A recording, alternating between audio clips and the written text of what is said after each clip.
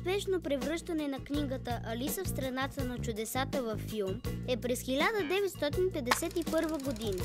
Той е дел на компанията Дисни и е предхождан от 6 провалени опита за киноадаптация.